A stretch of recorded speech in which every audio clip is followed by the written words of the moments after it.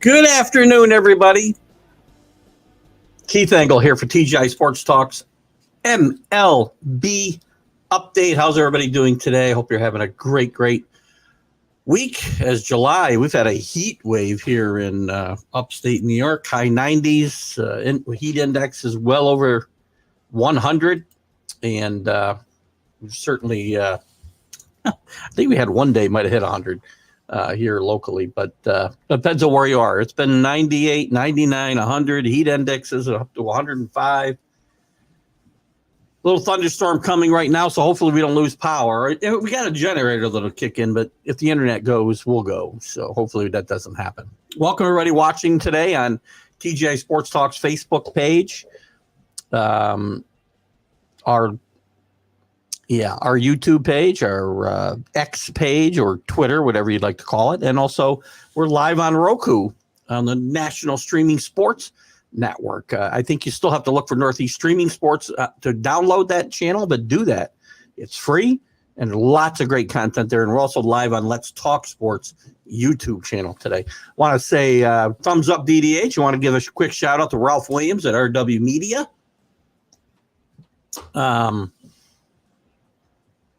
Ralph does some great stuff there in Pittsburgh, specifically the Sports Corner with Smoking Jim Frazier. There's the thunder, man. That was pretty close.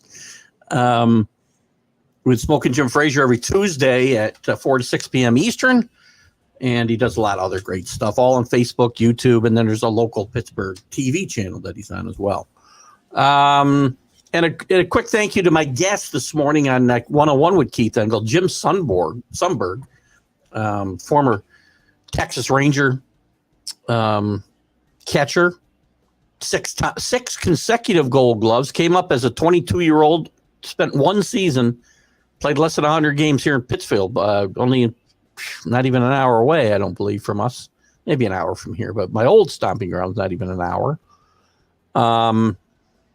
And he was up with the Rangers in 74. It was a great magical season for the Rangers. We talked about that. We talked about the 85 Royals World Championship. We talked about his relationship with Billy Martin, with Dick Hauser, some of his great teammates. So check out that interview.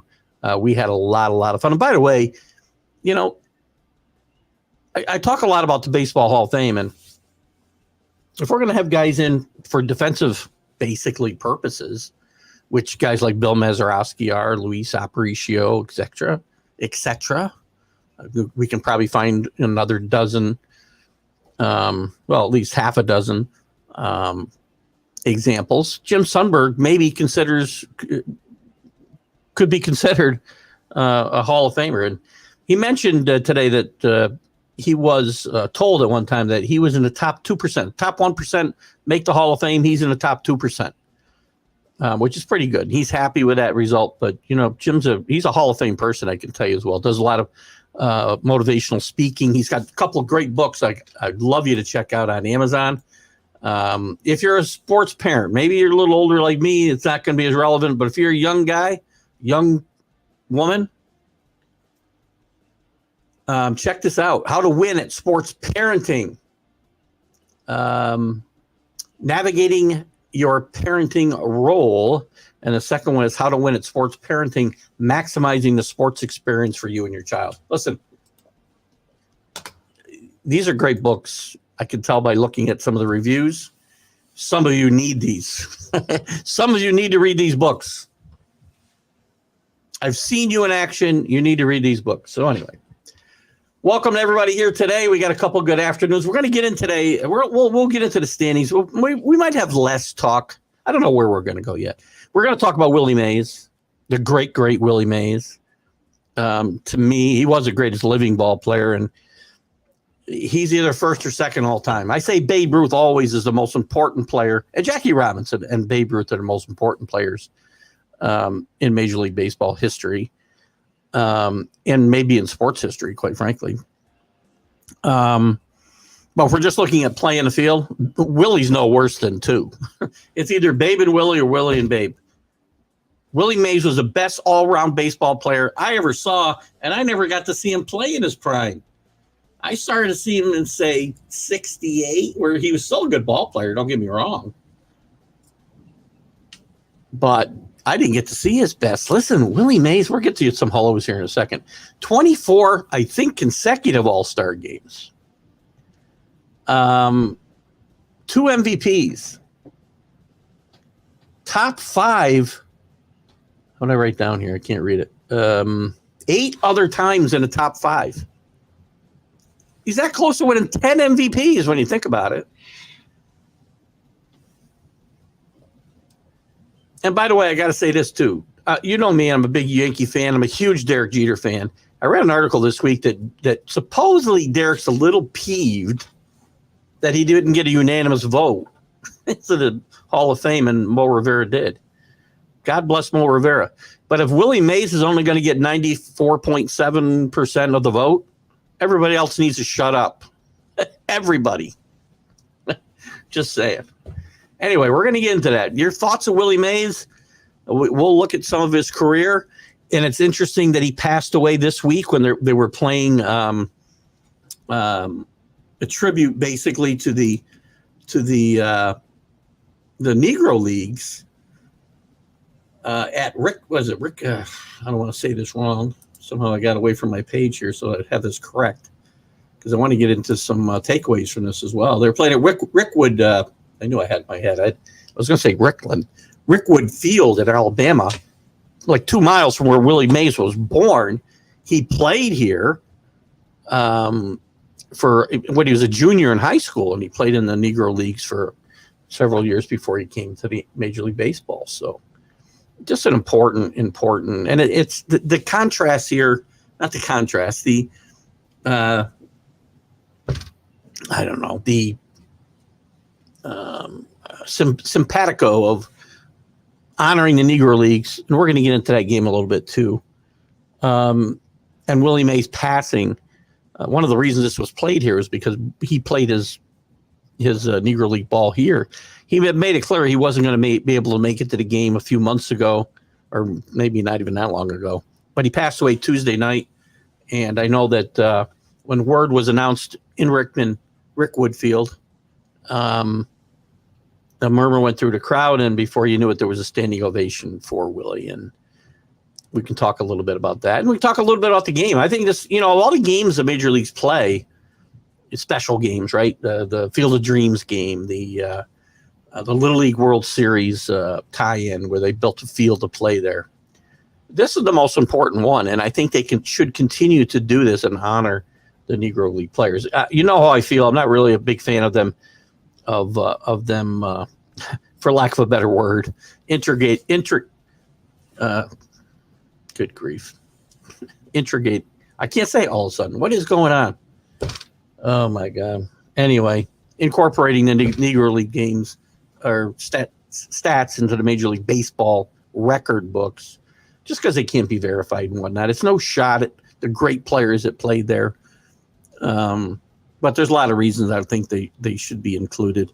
That does not mean we shouldn't honor the contributions these people all made to the games. And these people are dealing with a lot of racism. Reggie Jackson, during this game the other night, talked a lot about the racism that he dealt with in a very unfiltered way. And Fox did not.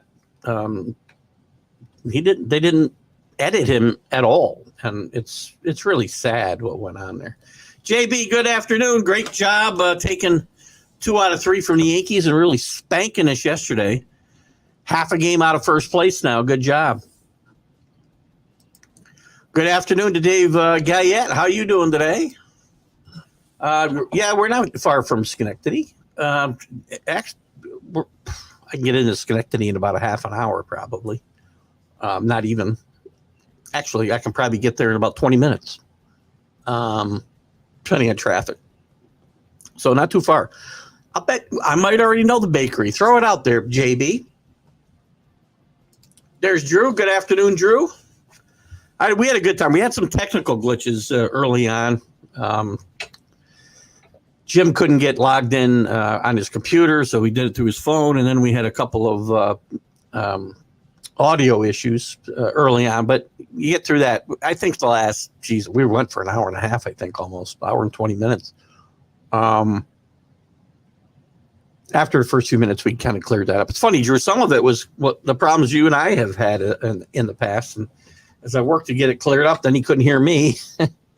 So we had a couple of glitches, but after that, we had a great time. And Jim is a great guy, Hall of Fame person, and by the way, one of the best defensive catchers I've ever watched, ever. Big Thurman Munson fan. Thurman can't hold a candle to Jim Sundberg in his prime. Johnny Bench, yes. Pudge Rodriguez, yes. That's all I would put in the same category defensively with Jim Sundberg in his prime. Mace was a 7-tool player. Nobody was that well-rounded. Agree. What are the other two? I guess you're including like throwing arm, fielding and throwing arm, and base running and base stealing, maybe. I don't know, Drew. So where do we get that? Tell me where those other two tools are. I'm guessing we're expanding on fielding and base running, maybe. What was it like? How exciting! Listen, I started watching him as 8-year-old. Now I've seen a lot of video of Willie, and I watch a lot of old All-Star games. I watch a lot. I'll turn on a lot of old games on YouTube, and I've seen a lot of Willie Mays play. Watching Willie run the bases, go from first to third, or leg out a triple. Exciting. Forget about home runs, guys. Forget about what we watch today. You know, the three true outcomes. Forget about that. There's nothing more exciting in sports than watching Willie Mays hit a triple or go from first to third. Unbelievable player. And again, in my mind, I'm sure some people will make an argument, but he's either one or two all-time players on the field. It's either Babe and Willie or Willie and Babe. Integrating. Boy, why was I trying to get an R in the wrong place? This happens to me. I wonder if I'm dyslexic in my head. I wasn't reading. Can you be dyslexic in your head and you just can't, like, speak? That's rhetorical. That's rhetorical, guys. Oh, God. How exciting. And how, I don't want to say appropriate, but, I mean, it is kind of sentimental that Willie passes, you know, as we're about to play this great game. It was a great, I don't know if you watched any of it. I enjoyed this more than I enjoyed the Field of Dreams game. I enjoy it more than I enjoyed the one they play at Williamsport. I just think it had to be a great experience for the people there. And I think it's a great honor for those players too. Villa Italia. I do know the bakery. I have not been there, but I do know it. In fact, I think we were right near there a couple of weeks ago as we were driving around town in Schenectady. We'd gone to dinner at Old Daily. What do they call it? Dailies on whatever. It's Old Daily in Crooked Lake. Old Daily Inn in Saratoga, and they've got a place in Saratoga. It's escaping my mind. We went to dinner. We did a little walking and driving around the city before we went to a show at Proctor's. And Villa Italiana is one of the best bakeries around. I know I've heard a lot about them. Have yet to go there. So thank you for that. How do you know that, JB? By the way, I'd love to know how you came across that referral. Yep, all those things. Anything you can think of regarding throwing, fielding. Yeah, we could probably, if we want to cull it out into, little pieces, we might be able to get him to 10 tools, right? This guy was, and I really feel bad for anybody who has never seen him play. Young people, and I know most of my audience is me and, my age. Drew, you're a little bit older than me. JB, you're a little bit younger than me. And it's kind of that way. Dave Guyette, you're a little bit younger than me. But everybody's a little bit, 10 years younger, 10 years old. You're not 10 years older, Drew. I'm just using an example. Most of my audience is, from 50 to 70, really. That's where the demographic falls. Maybe we fall into the 30s sometimes, but there's not enough people who pay attention to the history of the game, right? And I always tell young guys, I was on with Alan Perales here a few weeks ago, or no, last Saturday, not even a few weeks ago, last Saturday. And I always tell him, because we have these conversations all the time, and I'm not, this isn't a knock on Alan. This is really kind of, and I think Alan's gone and dug in a little bit since we talked about this the first time. You need to learn the history of your team. It isn't just since you started watching, right? And again, I only use Alan as an example. That's not a shot at him. And Alan's doing some great stuff. Check out Alan's stuff on Let's Talk Sports. But you need to learn the history of your team and the game. I mean, if you haven't gone and watched Willie Mays play a game, go to YouTube. You can find 100 games that Willie Mays played in. World Series, All-Star games. And Willie was the best. Class personified. Poetry in motion. I'll find as many cliches as I can find. It was a little sad at the end watching Willie fall down center field on a national stage in 1973 with the Mets, but it was great that Willie got to come home to New York in 72. The Giants had decided to move on and made a deal to get Willie back to New York and finish a career with the Mets. They talked him into playing in 1973. Well, he wasn't the worst player in the major leagues by far. He was, certainly a shell of himself, but it was great to see Willie. And, that type of personality can't help but hurt. Can't hurt but help. Can't help but help your team. But it was a little sad to see Willie struggling in the outfield in that series. But what a great player he was.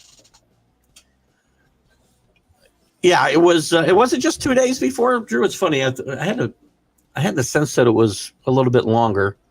He was supposed to be there, I know, and obviously, he was 93, right? So it's hard to get around it though at that point in your life, probably, and Willie had begged off, and said that he'd be watching on TV and be there in spirit. And it's really interesting. Really? Villa Italiana is owned by the same people that owned Malozzi's, catering site. It's new. Malozzi's is still there, isn't it, Drew? That's up at, if I'm not mistaken, that's up from Five Corners, up there in Bellevue, kind of the Bellevue area, if I'm not mistaken. My buddy Mark got married at Malozzi's. Well, had his reception at Malozzi's years ago. Been to a few other events there. I think it's still there, and maybe it's got new owners. They would put on. You'd have a great meal there too, if you ever went to a function there. I am interested in how JB knows about any place in Schenectady, New York. That's awesome. So anyway, Willie Mays, born in 1931. It's funny because I've invoked Willie. He came to the Giants May 25, 1951. He got off to a horrible start. I want to say he got off, and I don't know if I can see it here quickly. And I feel he got off to like a 1-for-30 start. Some awful start. We were talking about this with Jackson Holiday earlier in the year with Baltimore. And Leo DeRocher stuck with him. And Willie had a pretty good season that year, and he won the Rookie of the Year. And they went to the World Series that year. And I believe they lost the World Series that year. But in 54, he won the MVP, won 2 MVPs. As I said, he finished in the top 5 8 other times. That's amazing. 24-time All-Star. Now, you look at the end of his career, I get it. Like a lot of great players and legends, they get invited, based on what they've done, which they should, by the way. Major League Baseball should include these people at the end of their careers. But, he had a lifetime batting average over 300, 301, 3,200 hits, almost 3,300. 660 home runs, 1,900 RBIs, and 339 stolen bases. 12 Gold Gloves. When Willie went to Candlestick, he figures he lost about 10 to 20 home runs every single year. How many years did he play in Candlestick? Where's my baseball reference? I mean, he played the majority of his career, 58 to 72, 14 years. If he lost 10 home runs a year because of Candlestick, that's 800 home runs. We wouldn't be arguing about Barry Bonds right now.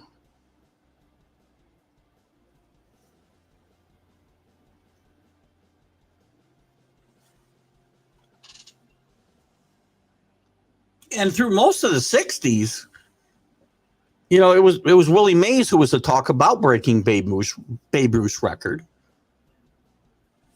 Yeah, I mean, he had some, even playing in Candlestick, by the way, he had some tremendous years, 40, 49, 38, 47, 52, 37. That's every year from 61 to 66. That's when people started saying, hey, he might make a run at the Babe. Nobody was talking about Henry Aaron there. Henry kind of snuck up, right? Nobody was even talking about Henry Aaron until, 71. And Aaron was a little, came behind Willie a little bit. And Henry Aaron's a great player. But again, still enjoy watching Willie Mays Hayes in Major League. That's actually pretty funny. Major League is one of the best baseball movies out there. I think 2 was good too. After that, don't watch them. They're terrible. But Major League is one of the best movies ever. Willie Mays Hayes. That was Wesley Snipes, wasn't it? A young Wesley Snipes, if I'm not mistaken, I think. Gosh, now I'm doubting myself. I think it was Wesley Snipes. Just a great movie. Willie, Mickey, and the Duke, and Mickey, Willie, and the Duke were playing. It's amazing. No cities had 3 teams playing it at number 1, but nobody's had, the great center fielders that New York had through the 50s and 60s. Until 50s, because Willie and Duke Snyder moved out to California with the Giants and the Dodgers, but they even had they were a very important part of a song.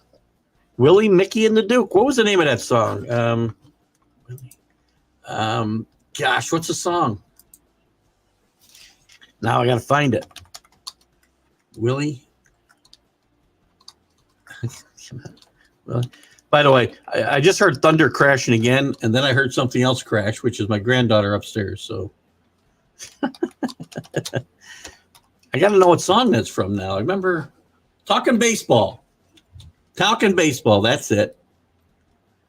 Oh, God, I remember this song so well. Willie, Mickey, and the Duke. Oh, gosh. And great rivalries, by the way. Yankees, Dodgers obviously were a great rivalry in the World Series through the 40s, 50s, even in 60s. Down to 60s, I don't think they played. But the Giants and Dodgers, I mean, every year for about 12 years, one of them finished first or second. They both finished first or second. One was, first, one was second. Like I have to explain to you what that means. Wesley Snipes, yeah. What are the takeaways we have from Willie Mays? Just look at some of these numbers. Even for those of you who are big WAR fans, which I'm not, as you know very well from listening to me, Willie's 5th all time in WAR. And again, you're going to have, and these are all great players. Babe Ruth is number 1. You're going to have a hard time convincing me that Barry Bonds is a better all-around baseball player than Willie Mays. His godfather, by the way. Willie Mays' father, Bobby, played alongside Willie for a number of years in San Francisco before he was traded to the Yankees. For Bobby Mercer, my hero, broke my heart. But even if you're a WAR fan, I'd have a hard time saying Barry. That's why I don't like WAR. Barry is 6 wins above replacement, better than Willie. What's that even mean? I'm not going to get into a war discussion here today, but I wanted to just point out that even if that's what you judge players by, Willie's in the top 5, and he's better than that. He's better. He's a more important player in history, better player in history than Walter Johnson, Cy Young, or Barry Bonds. He just is. Maybe not the Babe. That's what I said before. Maybe not the Babe. Rick, there's a great with us. Great visit. Great. Oh, my God. I'm still considering. I got to find out what's going on family-wise, but I'm still thinking a little bit about July 5th for a little get-together. Drew and Rick, Kenny, Steve Orpello, Dave Guyette. I know, Dave, you probably don't drive these days. I'm not sure what your situation is there, but I thought we'd have a little get-together down here. We mentioned a couple places, and now I can't remember where. But I'm thinking about July 5th. Depends. We're going to make a little run to Lake George, either the 3rd or the 5th. I don't really want to go on. I don't really want to go on the 4th, and it depends. I don't know whether my stepson Eric's coming up for the weekend or not.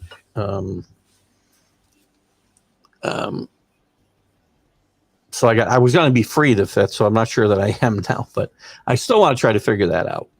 So anyway, Rick's comment, great interview today. Thank you very much.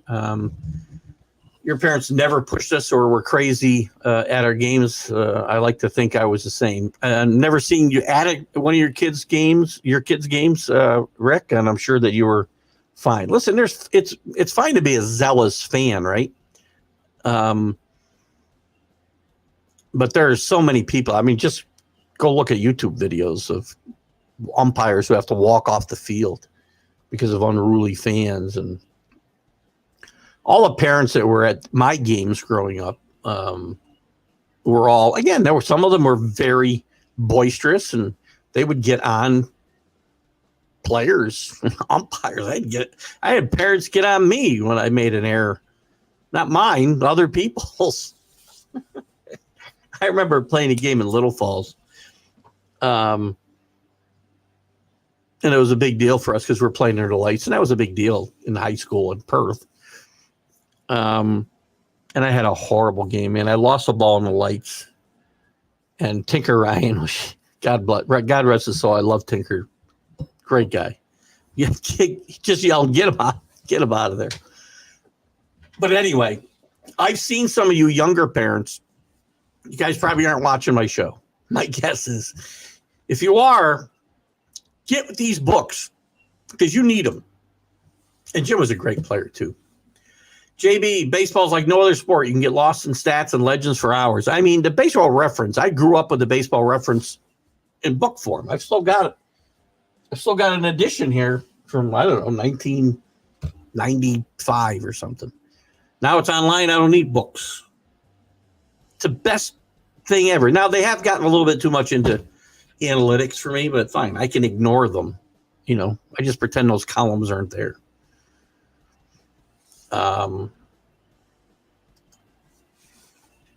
Brandon Donovan grew up in Alabama. Throwback unis were nice. They were nice, right? I mean, and I get on these uniforms a lot. The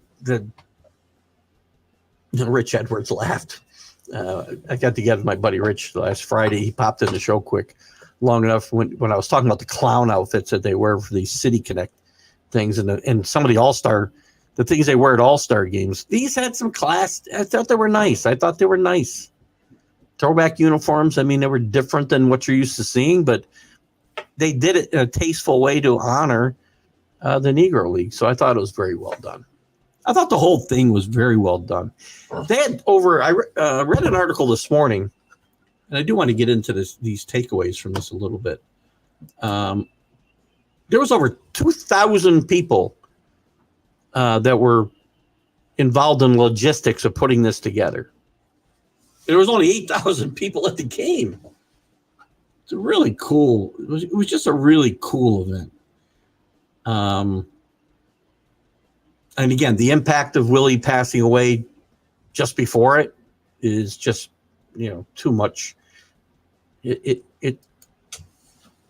doesn't feel coincidental to me. It feels like a plan somebody had. Not here. Not talking conspiracy theories. JB heard a story about Mercer yesterday. Bobby called and told him he had 10 minutes to decide to retire and go to the booth because they were calling up Mattingly. George called in 10. Mercer retired. That's a very true story. And Bobby talks about it in his book, A Yankee for Life. By the way, very inspiring book. Bobby wrote this book, and it was about his career as a Yankee, and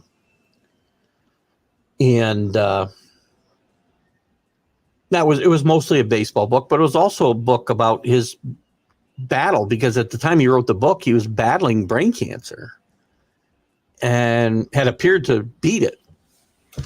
Everybody thought he'd beat it when he got back into the booth and whatnot, but sadly he passed away really young. I think Bobby was 61 or 63.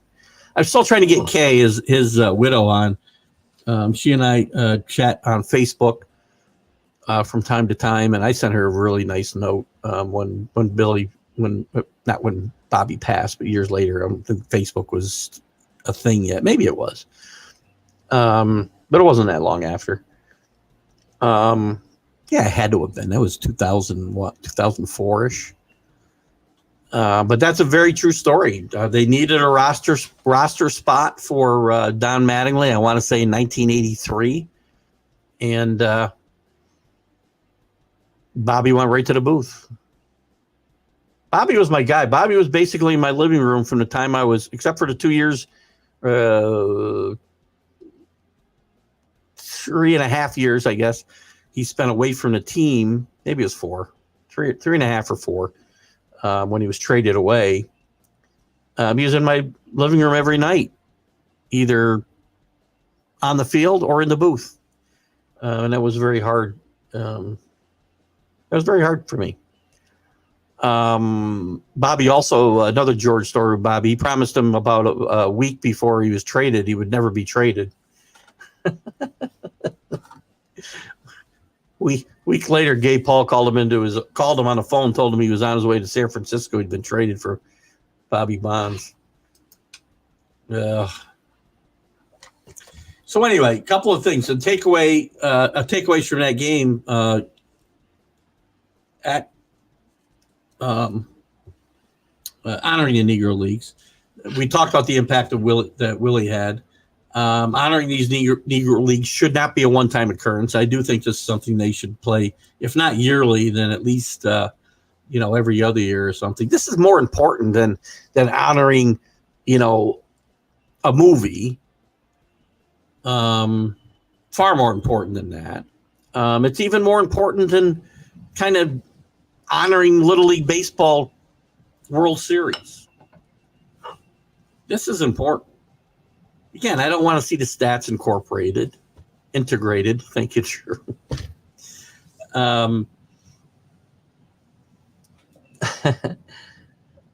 this is more important to me and this is the way you can pay tribute. Don't add the stats in. You can't verify stuff. The talent level, fields they played on. There's too many different variables. There was a lot of great players, but they weren't all playing against the same level as the major leagues. Again, through no fault of their own. I do think these events have gotten better as they've done them. I think the Little League World Series, where they built a little minor league stadium to play there, was the first thing that they did. There was something of the old Fort Bragg.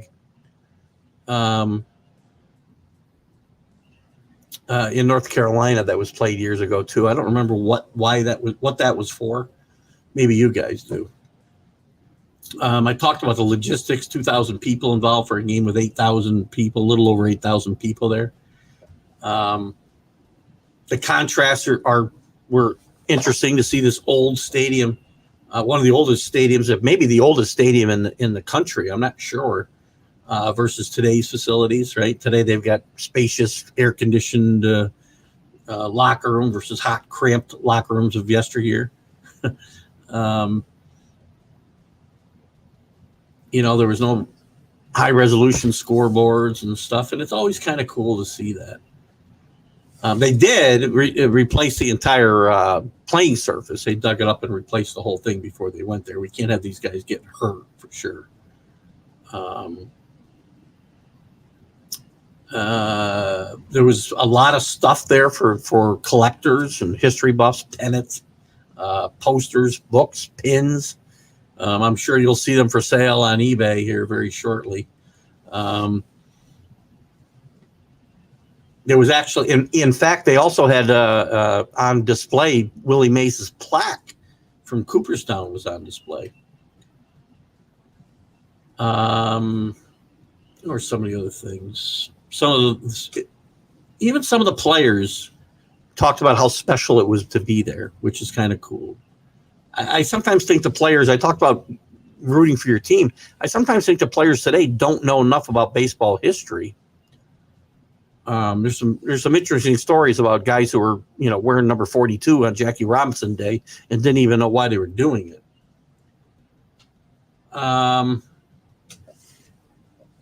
They turned this into like a 3-day event too, which I didn't realize. Monday they had a special screening of a movie about Mays.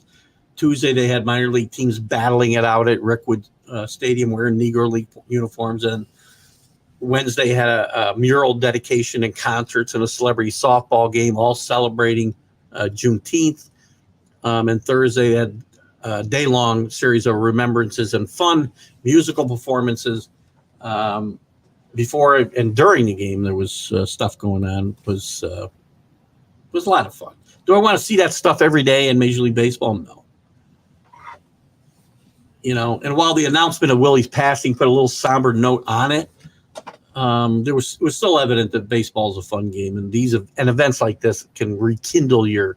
I sometimes get very jaded as it comes through here, and I apologize for it, and I don't apologize for it.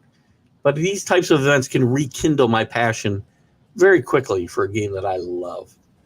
So this was kind of a big deal.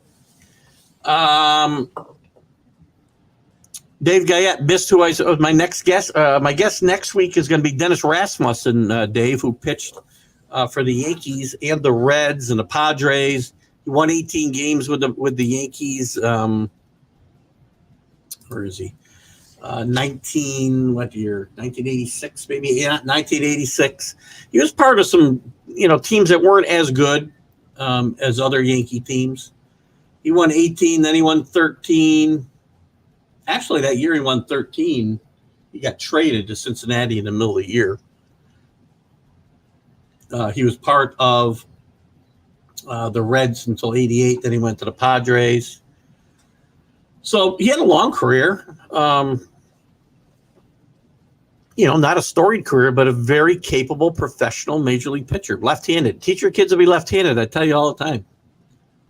We got to talk about Jamie Moyer today. He pitched till he was 50. It was funny. I got a laugh out of Jim because somebody asked a question about, what it was like to pitch to Jamie Moyer, and he talked about his craftiness and, the fact that he, was really good at pitching up and down, in and out, because he didn't have overpowering stuff.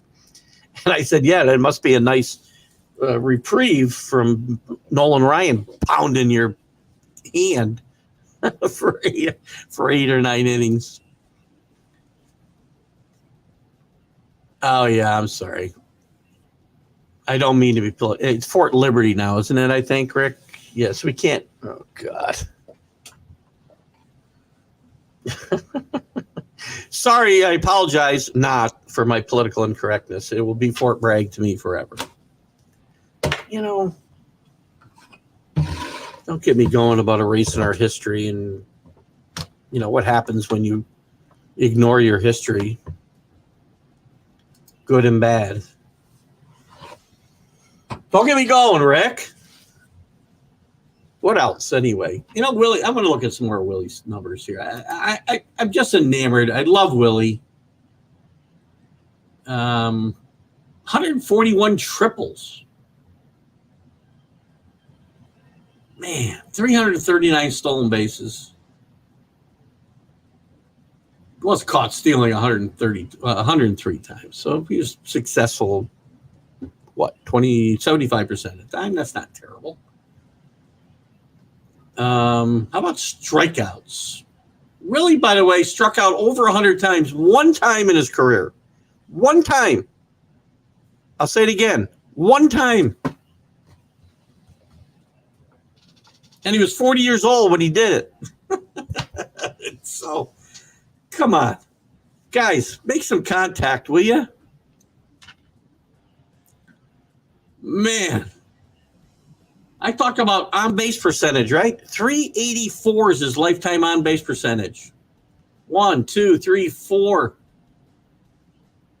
5 times. In fact, he did that when he was 40 years old. 6 times. 7 times. Even as a Met at 41. 402 on-base percentage.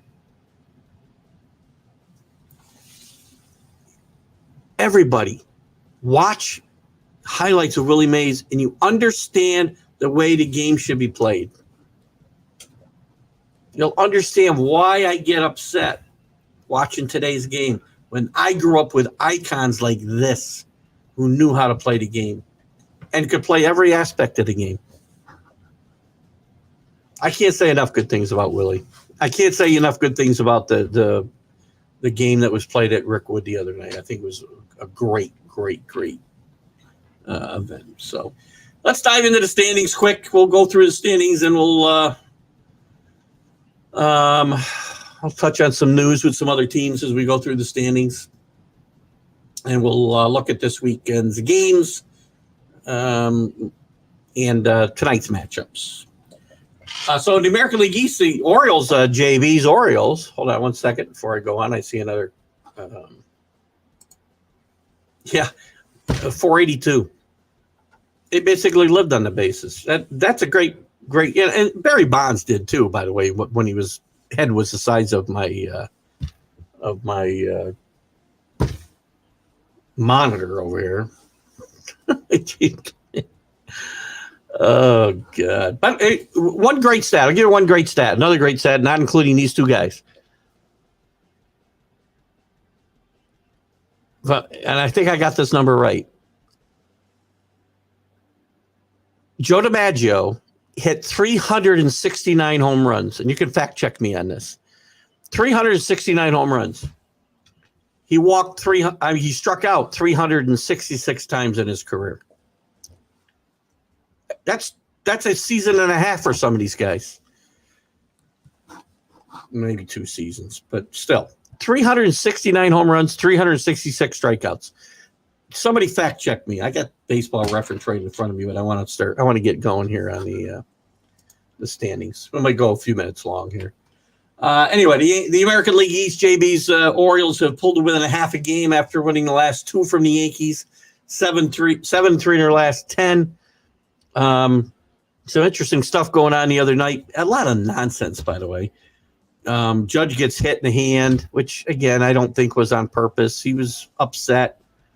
Then the Yankees kind of threw on, as they probably should, under Gunner's chin. No real, nothing really, both teams kind of meandered onto the field. But as happens most times, unless it's Yankees, Red Sox, and Greg Nettles is breaking Bill Lee's arm or shoulder, nothing major happens. So anyway, the Orioles will not go away. Yankees still with the best record in baseball. Still some concerns for me. Garrett Cole does come back and pitch pretty well his first time out, I thought. Gave up a couple runs. Wasn't involved in the decision the other night, but good news for the Yankees on that front. Glaber had a couple of decent games, played defensively better in at least 2 of the games against the Orioles. But, yesterday was a disaster. In the Central, Oh, I'm sorry. I didn't talk about the Red Sox have won 5 in a row. Now they're 5 games over 500. Again, they continue that roller coaster. 8-2 in their last 10. Certainly in play for a wild card as we go forward. The Indians 6-4 in their last 10, not doing anything crazy after they've had a real hot streak, but continuing to play good baseball. 20 games over 500. The Royals have slipped a bit, 3-7 in their last 10, 8 games over 500, 6 out of first place now. The Twins 7-3 in their last 10, although they've lost 2 straight, 6.5 back, hanging in there. The Tigers were one of my sleeper picks, lost 4 in a row, 3 of their last 7. They're now 6 games under and 13 behind. The White Sox are the White Sox. The White Sox 3-7 in their last 10, which is, by the way, better than what they've been playing. They're falling a game behind the pace to break the record for losses. They're on a pace for exactly 42 wins and 120 losses right now. The Mariners have won 7 of the last 3, although 2-game losing streak. They've stretched their lead, though, in the American League West, and now the Astros are in second place after winning a couple in a row, going 5-5. They've creeped to within 5 games of 500, but they're 8 games back. The defending champion Rangers just cannot get it going. 4-6 in their last 10, 6 games under 500, 8.5 back. And listen, not exactly in great position for a wild card at the moment either. The Angels stink. We know that. 5-5 in their last 10. And the A's are remembering who they are. Sacramento will be welcoming you soon. 2-8. Now 21 games under 500. Maybe they'll give the White Sox a run before we get there. Orioles swept the Rays, then took 2 or 3 from the Braves, the Phils, the Yanks. I told you, even I was giving your team props, and I didn't. Remember, I picked your team to play in the World Series above mine. And I know I've been hard on my team, but not without good reason. I don't take for granted that they're playing really good baseball, but the Orioles won't go away. Everybody talks about the Yankees injuries, and I have, and other teams. We talk about the Braves injuries. What about the Orioles? I think 3/5 year starting rotation done for the year, or almost. And yet you got the second best record in baseball. Tied for the second best record in baseball. By the way, it's a half game lead, but right now it's percentage wise, it's an exact tie. It's a very good team. Had a great debate today. Soto is paid to hit, not walk. Agree or disagree? I get it with Judge behind him and getting traffic on the bases, but seeing him walk so much,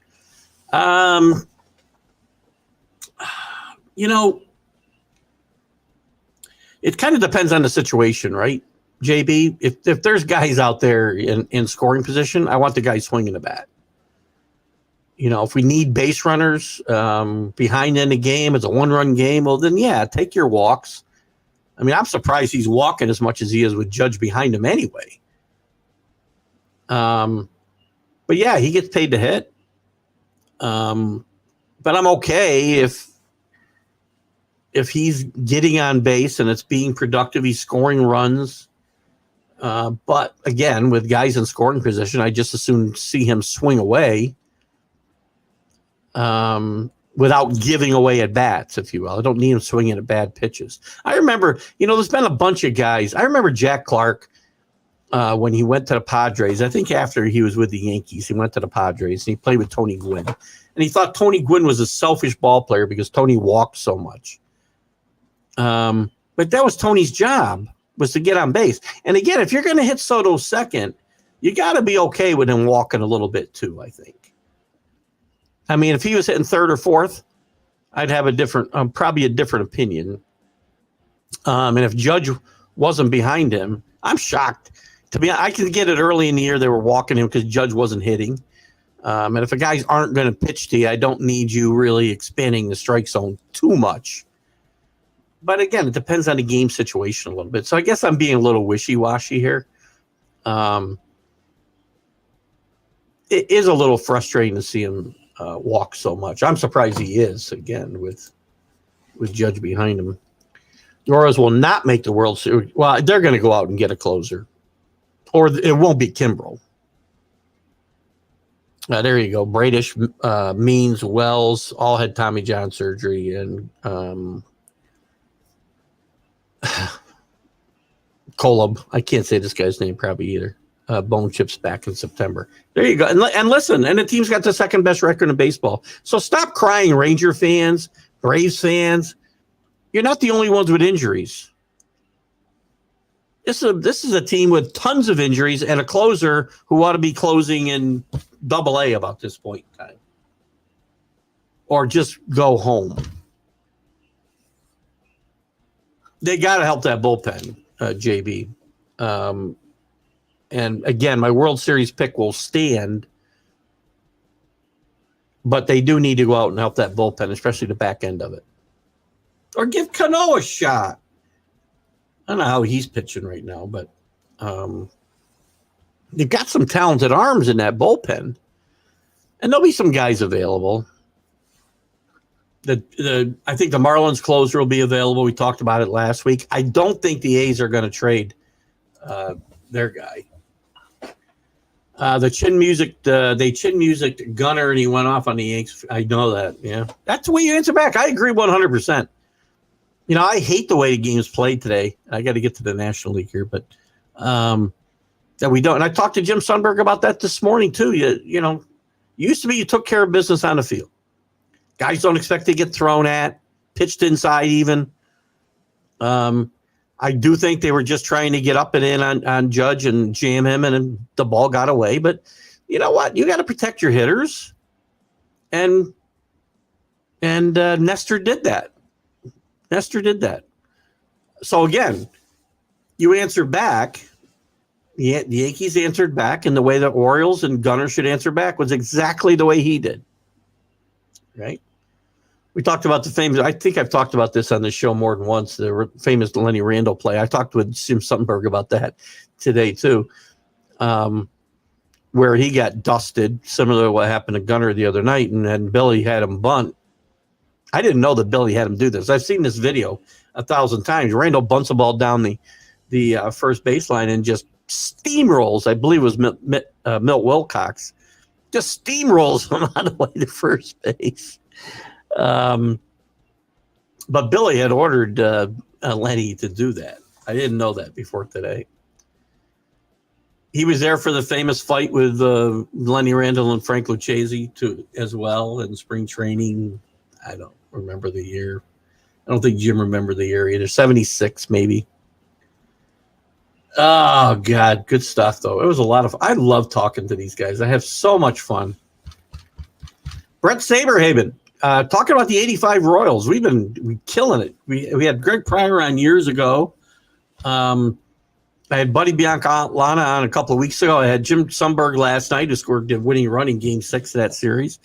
And in a couple of weeks, on the 12th of July, I will have Brett Saberhagen. Excited about that too. The Phillies continue to lead the Braves by 7. The Braves have started to play a little better ball while they continue to lose players. The Phillies, 4-6 in their last 10, a little dip. They're still 21 games over 500, 7 up on the Braves, 13 up on the surprising Nationals, still only 2 games under 500, 7-3 in their last 10. The Mets, 8-2 in their last 10, just had a 7-game winning streak broken yesterday, I believe, either yesterday or the day before. 3 games under 500, still a long ways for them to be in contention for anything. Actually, I shouldn't say that. I mean, the second wild card is only like 39 wins. The last wild card would be 37 wins, so they're not out of anything. The Marlins are. They're 3-7 in their last 10 now. Then they may challenge the White Sox where it's all over. The Brewers continue to lead the Central by 6.5. It's now the Cardinals back in second place at 500. The Pirates are kind of sticking around a little bit, only 2 games under 500. They'll fall apart. The Cubs, very disappointing. I'm sure the Cub fans and the highest paid manager in baseball, Craig Counsell. 3 games under 500, 8 out of first place. And the Reds, after battling back, are again 4 games under 500 and in last place in this division. The Dodgers continue to run away with the West. 9 games ahead of the Padres. Padres another team up and down. I feel like I say this every year when we do this Major League Baseball update. They're somewhere, 3 games over or 3 games under 500. It seems all the time. The Diamondbacks 7-3 in their last 10. The defending National League champions trying to battle back. 9 games out of first. So with that wild card, you're going to have some teams around 500 in this wild card race right through the end of the season, including the Giants, who I picked as my surprise in the National League. They're 4 games under 500, but still going to be in that wild card race. Again, there's a lot of baseball to play. And the Rockies, again, are the Rockies. As far as division races go, the only one with any real interest at the moment is the American League East, a half a game. You got a 6-game lead in the Central. You got an 8-game lead in the West. You got a 7-game lead in the East of the National League, a 6.5-game lead in the Central of the National League, and 9 in the West. Another reason I'm not a huge fan of the wild cards. I mean, yeah, it doesn't matter to those teams that they're 9 games behind because they've got 3 wild cards to fight back for. It is 3, right? Or did they add another one? Well, I wasn't looking. Right. Here's the schedule this weekend and tonight's starters. Hold on, what we got here? I did see it was Mark Mancini's anniversary today. I sent him a note and a voucher for some cheesesteaks. The Mets and Cubs are playing right now as we speak. What's the score over there, by the way? Let's check this out. What's going on in the Cub-Mets game? Mets leading 11-1. JD Martinez 2 for 3 with a home run today. Bad start for Wisniewski for the I don't think he got the start. Sorry, but he's gotten hammered coming out of the bullpen. Shota. I'm not going to go for the last name again. I don't know what it is. It's got too many vowels or something in it. I can't say his name. Jose Quintana started this game for the Mets, and they're pretty much demolishing. I thought I saw another score, by the way. No, that's later. They're demolishing the Cubs 11-2 right now as we speak. Tonight on Apple, by the way, they've got 2 games Apple does. One of them is a Yankee game. Horribly produced games. The Diamondbacks will be at Philadelphia this weekend. They start off with Jordan Montgomery. Very disappointing, as Drew's pointed out a couple times on this show and the Sunday Stream Consciousness. The Boris clients have not been helped by his staunch stance and taking them deep into spring training and even past spring training. In Montgomery's case, he's been a pretty big disappointment, as has been Snell. JD Martinez is starting to heat up a little bit, but Boros has not helped his clients. Anyway, that'll be Montgomery against Tawan Walker, former Met. The White Sox in Detroit, Eric Fetty against Jack Flaherty. The Rays against Pittsburgh. Popot.